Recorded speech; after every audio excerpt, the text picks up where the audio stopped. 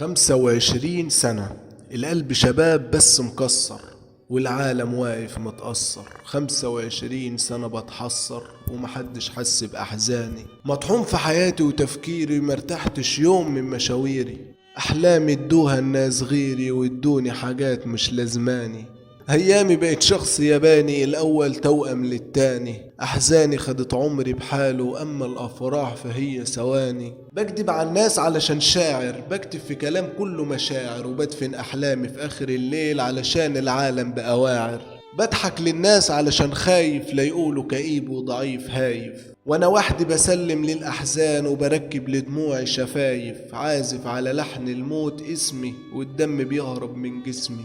قلبي اشتاق دايما لحاجات عمرها ما تعود لو تبتسمي. انا جسمي خلاص نحس احزان، الشيبة بتنهش كل مكان. احزاني بقيت زي مخدر، انا شخص اتعود على الادمان. ما بقيتش بخير زي الاول، والواضح وضعي ده هيطول. كل ما ارتاح ليومين برجع اسوأ من الاول. هتحب اكيد بعد ما فارق، واحس ان الموت فارق. علشان وانا عايش ما اتحبتش، ايوه وعلشان عايش ما اتحبتش. لكن هتحب وانا مفارق، وههرب دلوقتي من الماضي، وهلم حاجاتي واغراضي، وهبص على النص المليان علشان مليت النص الفاضي. 25 سنة وانا راضي، وحياتي بتتفضى قصادي، والعالم بيغني ويرقص وانا باصم على احزاني وماضي. بغزل احلامي واضيقها، والعالم بيجي بعزقها. وبكدب قلبي كتير لكن بحاجات بيقولها واصدقها. انا عكس الحاجة ومبدأها، وبصون الدنيا وبسرقها. وحاجات بتضايق وانهيها، تلقائي بعود تاني ابدأها. مش احسن حاجة انما مرضي. 25 سنة وانا بحلم، وهعيش وهموت بحلم برضه.